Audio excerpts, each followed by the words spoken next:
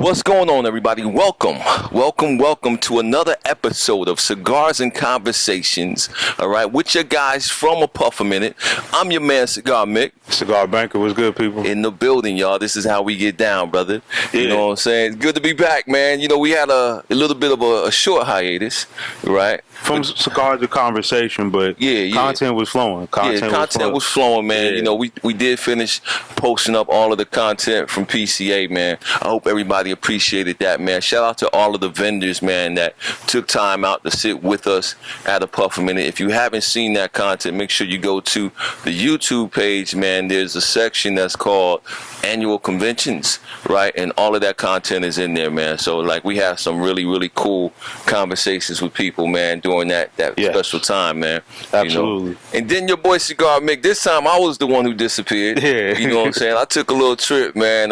Went to the ATL, man, to spend some time with my grandchildren. Yeah. Man, that was just a blessing, a wonderful thing, you know. And managed to visit a couple of lounges while I was out there as well, man. So we did some lives on that as well. I did try to shoot you know, an episode in one of the lounges while I was down there, but unfortunately we have some audio issues. So not trying to take any chances, man, right now today. You see, we retooling man. We got studio lighting up in this piece, man. We broke out the hand mics. We like, yo, we coming correct, man, right? Because again, we try to be excellent at A Puff a Minute. You feel me? So family, you know how we get started, man. Tell them what we smoking today. What you got? Man. So these are new friends of ours, right? ZR Cigars. So we just recently got connected with them a few months ago. Zohan, man. Got connected with them. You know, we got some stuff we doing with them right now, but good family, good people, man, good dude. But definitely I'm smoking the Series Habana today. Nice. So this is a Ecuadorian Habano wrapper. Yes. Dominican filler, Dominican binder, all of that. It's a pretty light on the palate. This is what they call the double Corona, I think it was. Okay. But basically a Gordo 6x60. Yeah. I think it is. So but yeah, you know, we went away from the 6x60s for a while. But it's a good flavor, it's a good smoke. But you know, these usually smoke a little faster, a little bit smokier. But the flavor is there, so I'm not minding it at all. You know, I kind of like I like what they putting down over at ZR Cigars, man. You know what I'm saying?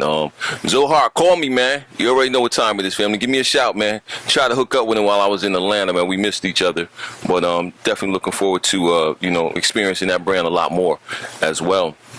So, you know, these are our good friends as well, man. I hope you guys managed to catch the episode, man, where I did the interview with my man from ATL Cigars, man. But this is a company that's actually in Atlanta. So since I said I just came back from Atlanta, I wanted to go ahead and represent like that. But this one it was new to me, right? So this is the one when I was at the convention I wasn't familiar with. I've had the Good Trouble before. I've had the Magic before, right? But this one is called, I believe it's the Fire. Or you could say fire, because all there is like a flame on the label, right? But I believe they spelled it FYE. I'm not sure. But it is, you know, this is a Toro right now, Aganorsa Salif tobacco, man. I believe this is a Nicaraguan Puro. I believe that's what I was told. It's a Nicaraguan Puro. But this is a really, really good morning stick right now, man. Because again, for me, this is more mild to medium body. Right. You know, I tend to be full body type of cat, man. But it's early in the morning. It's been a long night. We'll get into that a little bit, but this is right on the money for me right now this morning, man. So shout out to the family over at ATL Cigars, man. That's what's up. Yeah, that's what's up, man. Gotta support them people that support us, right? And they're another group that show us love every time we come out to the shows. Absolutely. We get down there. You know, the first people they want to talk to is us and grab an interview. You know, make sure to tell us about what they doing, what they got going on, why they came back to the show. Exactly. So always a good group to meet with. You know, and that's you know, that says a lot, man. You know what I'm saying? Like, I don't take anything for granted, but the fact that these cats actually take time out to want to sit down with us, man, it's a blessing, bro.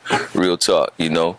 So so I was mentioning last night, right? So again, guys, we are at the venue right now. We're at Tabernas Social Club, right? Social Cigar Lounge and Libations. But this is where we are right now. Again, shout out to the family for allowing us to come in here, right? right, and do what we do, right, and shoot the podcast from week to week, man, just to, be able to reach out to y'all, let y'all know what's going on and what have you. If you haven't visited yet, man, it's at 1606 South Commerce Street, all right, in the Gateway District right here in Las Vegas, man. So the next time you're in Vegas, all right, put that on your to-do list, man. Put that on your itinerary. Make sure that you stop by Tap and Ash Social Club, Cigar Social Club, right? Come holler at the proprietors, Melvin and Michelle Runless. Holler at the boys from a puff minute. We up here 9 times out of 10, say this is where we hang out. All right, so I just wanted to get that out there as well. No, we have to. And even if you don't smoke cigars, really cool lounge to come and check out. Cool vibe. We got music and stuff going on the weekend, so it's a good place just to chill, even if you don't smoke cigars. But it's better if you smoke a cigar. I gotta say, man, last night, these brothers was on stage, man, and literally like brothers, like you know what I'm saying, like blood, like brothers, and they were called the Brothers Ali. And these cats, man, they took us all on a journey, man. Like I said, from jazz, funk, R&B, everybody was up in here vibing, having a great time. If you managed to catch some of that on the Facebook Live, then you got a chance to enjoy some of that as well on the lounges on Tap and Ash's Facebook Live, not on Puff a Minute, but we're gonna remedy that too. I think next time, man, we're gonna try to get some of that, on ours as well. But it was a great time, man. Like I said, the vibe down here is just chill. Yeah. So yeah, man. So what's been going on, family, man? This past week was a crazy week in sports, man. You know what I'm saying? A lot of sports news, man. So, we always mix it up, chop it up a little bit, man. You know what I'm saying? We'll hit y'all in the head with some political, type of stuff, some poli-sci every now and then. You know what I'm saying? We'll talk business and, and things of that nature. But I'm feeling a little sporty today, bro. There's a lot going on, man. So, pick a subject. Let's get into it. I almost wore my Raiders gear, man. We had the Hall of Fame game on Thursday. Raiders showed out, man. I know it doesn't mean anything, right, as far as the season is concerned. Right. But we had a lot of good momentum. I think it showed. I was concerned we didn't have a backup quarterback. I feel like we got a decent backup in Stidham. We got the rookie out of Georgia, White, the running back. He showed some nice things. I was happy for him, man. I mean, they showed a lot of good stuff. Our starting offensive line played almost the entire game. Yeah. So it was like, okay, we got a lot of momentum to build on as the season goes on. And, we already talking fantasy crap and getting the money right for fantasy and all that. So I'm like, my Raiders look all right, man. Man, I'm telling you what, man. The Raiders look good, man. I'm just really concerned about the division, man, the conference, right? Because there's so many powerhouse teams that's in there. You know what I'm saying? Like, if the Raiders were anywhere else, man, they'd be contending for it, right? Yeah. But I'm just saying, man, right now with Denver, LA, the whole nine, bro, they got their work cut out for them. What I'm hoping is all 4 of us make it into the playoffs. Okay. And I say the least amount of wins you could probably have is 9 or 10, and we'll probably all 4 make it into the playoffs. But the team that I think is going to be the X factor is going to be the Denver Broncos. They could either mess up a lot of stuff, or they could just tank. I don't know. Because their defense was decent, but they got a lot of young players. You got a brand new quarterback. You got a whole new system you playing in. That's a lot of factors to deal with in one season, and then try to say you're going to go from the bottom of the division to the top. So. Got you. Well, I'm still, man, listen, the Raiders are the home team. You know what I'm saying? So, again, I'm going to wish them well. The Giants don't play the Raiders this year. You know what I'm saying? But I still haven't gone out and got me no Raiders gear yet. I just haven't crossed that barrier yet, man. But I'm going to say like this, man. Like, everybody is counting my New York Giants out this season, right? And maybe with good reason, maybe not, because everything hinges on D. Jones. Feel me? So nobody has any belief in this dude, man. Nobody, bro. None of the experts, none of the sports writers, everybody has written this dude off. But I'm just saying, what if? Okay? Because if you look anywhere else on that squad, bro, there's strength. Right, whether you're talking on the defensive side of the house, the running game, the receivers, you know what I'm saying, the lines, whatever you're talking about, the rest of that team is strong, so everything hinges on D. Jones. What if, you know what I'm saying, he comes out and plays this year? Okay, because his back is up against the wall. He didn't get this 5th-year option. You feel me? And I mean, it's ride or die at this point, bro. Yeah. The team is backing him. You know what I'm saying? New coach, man. Dayball is in there. You know what I'm saying? Yeah. You know, listen, bro.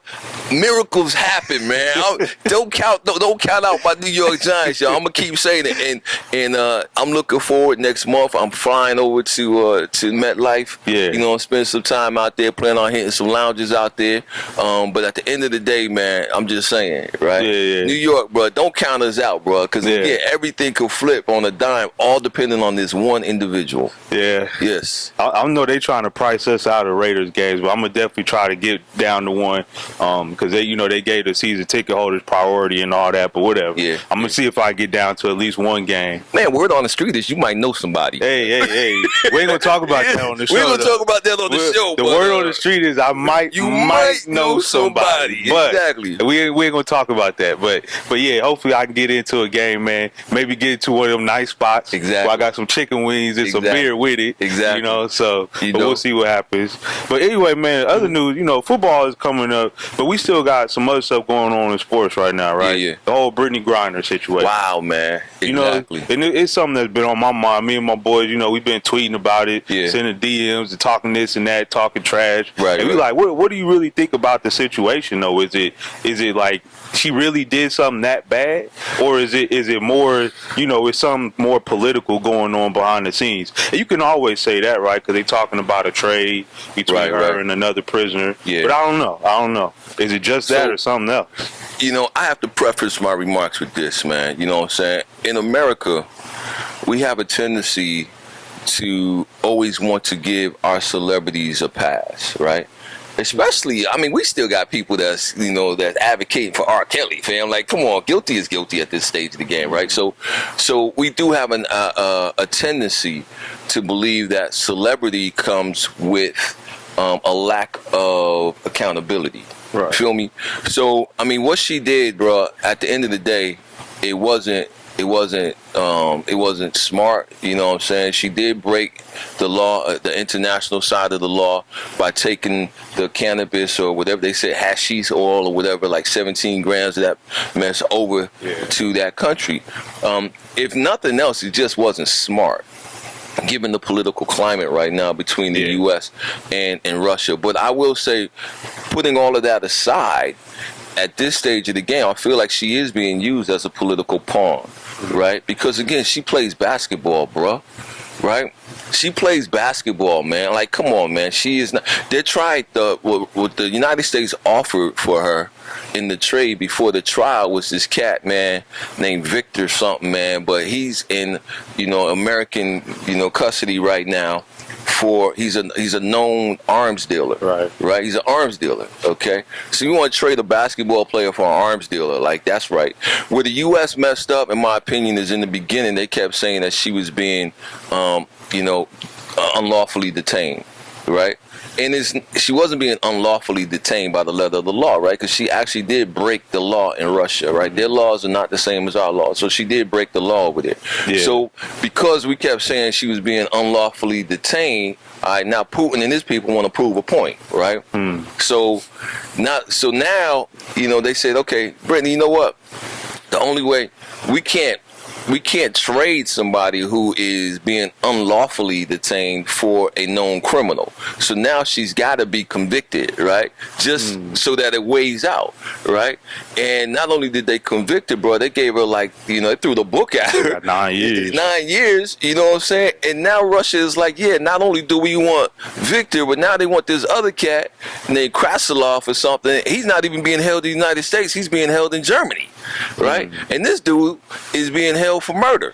So now we're supposed to go and negotiate with Germany to release this dude while we're releasing the Victor dude at the same time, and do a 2-for-1 deal with these known criminals, murderers and arms dealers, for a basketball player, bro. Yeah. Where's the justice in that? Yeah. Come on, man. So it's definitely not an even it's trade. Crazy, fam. It's crazy. Yeah. But yeah, it was just bad timing. Bad timing on her part. Bad timing. You gotta make better decisions than that. I mean, man. Like, come on now.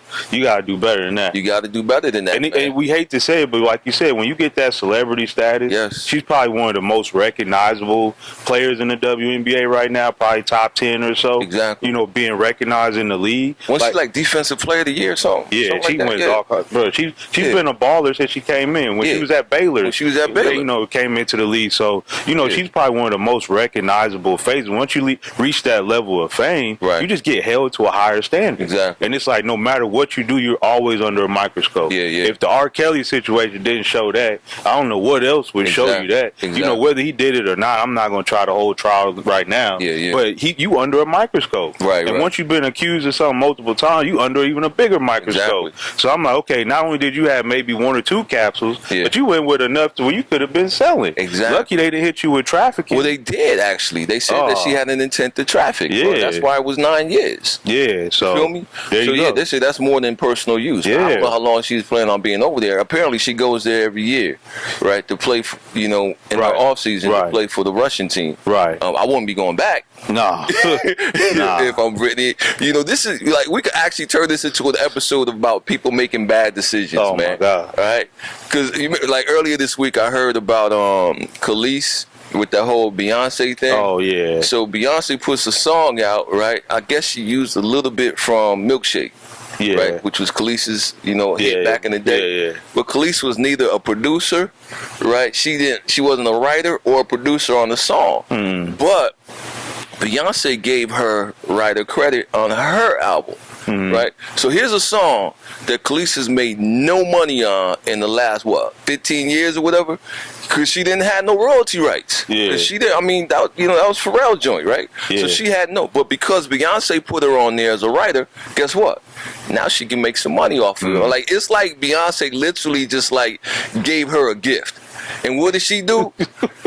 Call her out on it. She called Beyonce out on it, bro. You know what I'm saying? They tried to make her look bad. So Beyonce just took her off.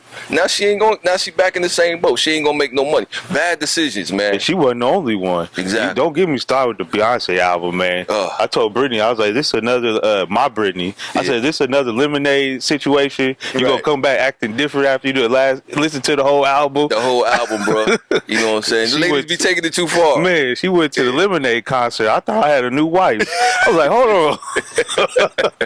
So I was like, shoot, everybody was coming after Beyonce on this album. I think Madonna was another one. Said she was using some of her lyrics or something on the album. And I was like, all y'all coming after her. And she giving you fame, she giving you notoriety. Exactly. Putting you back on the map. Like you said, if you don't perform milkshakes, like you don't make no money. Exactly. You got to go on tour. You got to go now on you tour. Now getting free money, annuity set up for you right now. Exactly. And you don't want it. That's a check, bro. That's a check that pays out monthly, man. Bro. That don't make no sense to me. So, exactly. It's crazy, man. You know what? Bad decision. Remember, this might be before your time a little bit, man, but you remember Latrell Sprewell? Yeah. You remember when Latrell said, I can't feed my family on $21 million? It got cut. And he ain't played ball since. And now you're in bankruptcy. He went through bankruptcy and all that. Yes. Dude was playing in some bum leagues. Thank you. Trying to make some money. Exactly. Like that dude was a fool. Bad decisions. Bad decisions to it, man. Yeah, so that's just hilarious to me, man, how these cats make these bad decisions and, you know what I'm saying, they have to keep it moving, man. But I don't know. You know, how do you feel about the whole Deshaun Watson situation in the NFL, bro?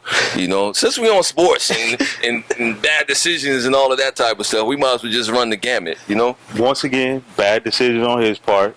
But the thing that I said, I think we talked about it a couple weeks ago, the fact that the team was complicit in what he was doing, and was not only complicit, but was hiring a massage therapist, masseuse, whatever, to come and give him massages. Exactly. They knew exactly what was going on. They knew exactly. How can you suspend him for that? That's all I would say. I was like, if you're gonna maybe fine them, maybe suspend them a couple of games or something just for misconduct, NFL misconduct or whatever.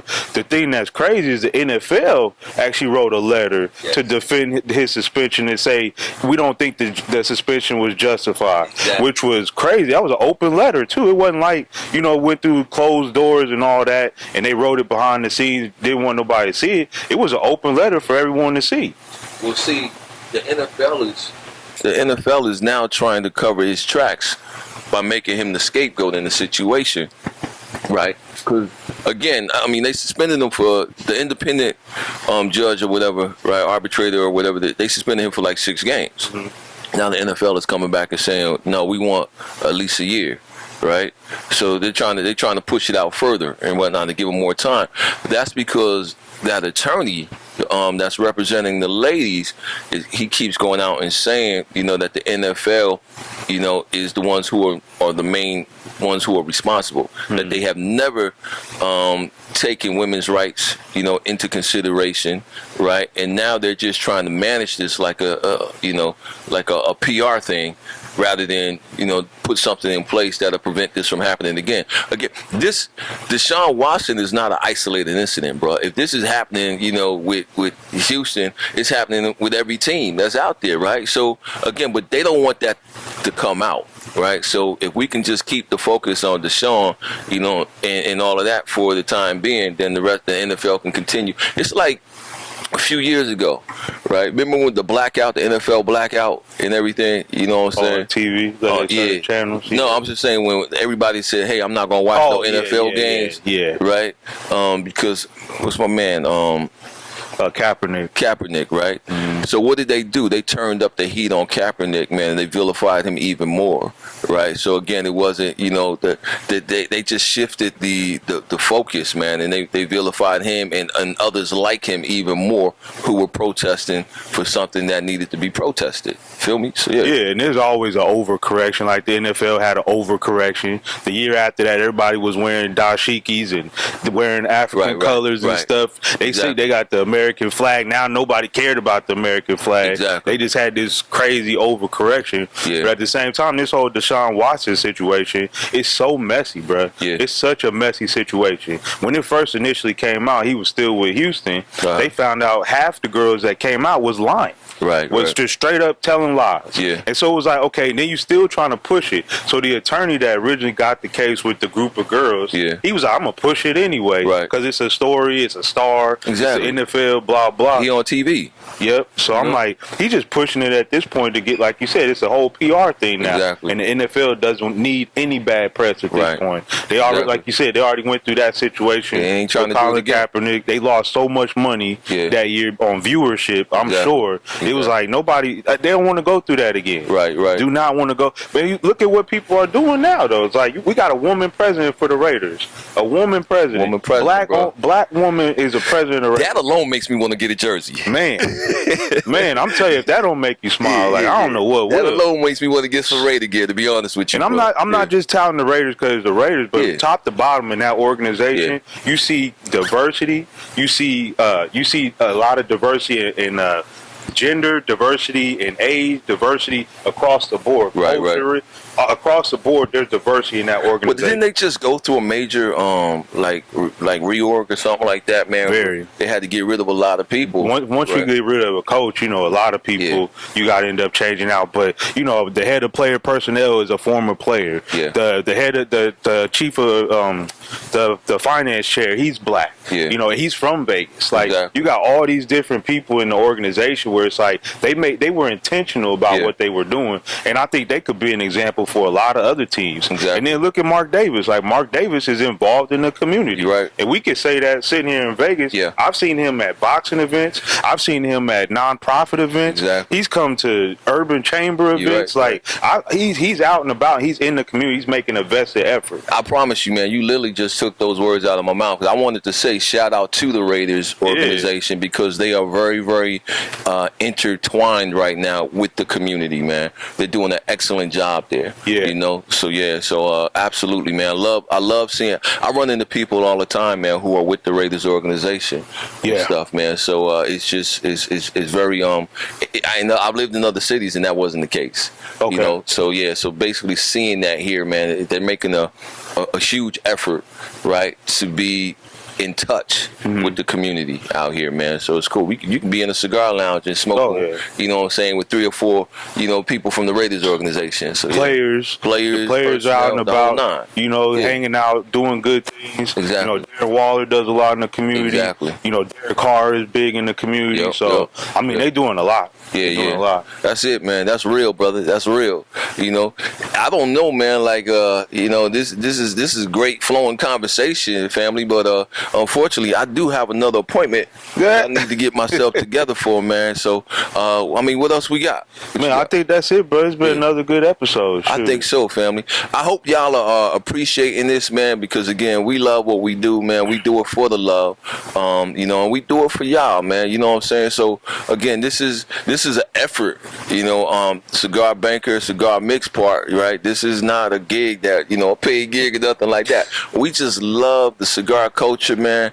We love people who are you know, ingrained in that culture, and we like to come out and just, you know, have a conversation, man, because really this is what it's all about. You know, it's about the cigars, it's about whatever you pairing with. Today's coffee, as you can see, but you know, at the end of the day, it's really about the conversations that you having while you enjoying your favorite stick. You feel me? Yeah, definitely. Before we do a little song, let me shout out a few people on the live. Shout them out. Appreciate y'all, man. Dwayne LV, C Floyd, 68. Who else we got? Judas Apopolis. Oh, I can't say that one. Yeah. And J Cigar. I think she just joined us, right? Okay. Bronco Cigars. Kareem. What up, Kareem? Kareem, we got special guest Brittany Gray in the house. Brittany Gray in the building, y'all. Rock Strand, what up? Oh, Gil, what's up, Smoking Shields? How y'all doing, man? Yeah. Smoking Shields. That's family right there. Yeah. And man, and since we shout out Brittany, I want to give a shout out to my better half, man. I got to shout out Wifey, man, because, you know, she had a special night last night as well, right? So my wife was actually called at kind of the last minute on Friday to do a wedding, right? So there was a rock band that performed at Brooklyn Bowl last night, okay? And during the intermission, 2 of the band members got married on stage. My wife went out there and performed that wedding in front of 3,000 people, bro, at the Brooklyn Bowl. Up. You know what I'm saying? So I was like, do your thing, mommy. That's what I'm talking about. Yeah, you know? What's up. So yeah, that was a hot one, man. So shout out to my baby, man, Dawn Angela. You know what I'm saying? The Timeless Rebel that's out there, man. Yeah, Timeless Rebel, Timeless Connections. Yeah, make sure y'all following both. Exactly. Timeless Connection Wedding Official. If y'all looking to get married in Las Vegas, because this is the wedding capital of the world, right? Make sure that y'all check out Timeless Connections. That's Absolutely. What it is. Yeah. Hey, man, but it's been another good episode. Loving it, family. I think we got some brownie points today. We shout out both our wives, so maybe we'll get something good today. Something might happen, baby. Dude, hey, if we shout them out next week, you already know. Exactly. I might need to play Beyonce on the way home. You know what I'm saying? It is what it is. We appreciate y'all, man. It's been another good episode with a Puff a Minute. Like Mick said, we appreciate the love y'all showing us on Instagram. You know, we going live when we try to do these episodes. So make sure to follow us on live, comment, share. You know, I saw a couple of comments this morning. We appreciate that. Yes. Make sure to keep taking that love over to YouTube as well. Like I said, that's the library, that's the warehouse of all the episodes. And like Mick said, we got them categorized. You can see when we was at the shows, kicking it with our peoples. When we in the lounge, you know, we got some stuff up there from the lounge as well. But please keep in touch with us on YouTube. Make sure to click the subscribe button, click the bell link so you get the notification every time we post up something new. That's it, man. And you know what? I want to leave this to the you know, to the audience, man, right? I'm gonna put a question to y'all and y'all give us the feedback and let us know what you think. All right. Not looking for something else to manage, man, but I have heard and I have pretty much tried to not avoid, man, but delay this for as long as possible. But people keep telling me that we need to be on TikTok, bro. Oh yeah. You know what I'm saying? Do we need to be on TikTok? What do y'all think, man? I know my daughter gonna say yeah. Yeah, exactly, right? So again, man, I mean, there may be a Puff a Minute TikTok coming up, man. You know, we definitely want to do more shorts, man, like the reels, and those seem to be doing well. the reels and the stories and all of that type of stuff, man. But I don't know, man. Maybe we gotta take it to the TikTok, bro. All right, you know, I ain't doing no dancing though. You gonna dance, bro? we gonna get you to dance, man. Hey guys, listen up, man. Once again, you did the whole rundown, right? Yeah. Rundown is done. Once again, guys, thank you. From the heart, man. We really appreciate you for coming out here, spending a few moments with us at a Puff a Minute. You know, continue to ride with us, man. We're gonna continue doing what we do. Definitely follow Tapper Nash, follow a Puff a Minute, man. So we'll let you know all the things that's going on in the city, man, that we're gonna be involved in anyway. You know what I'm saying? And again, if we're involved in it, you already know it's legit. Feel me? So keep that up, man. And until next week, y'all, have a blessed week, man. Love yourselves, love one another. We'll see you out here next week. Peace. Peace. We out.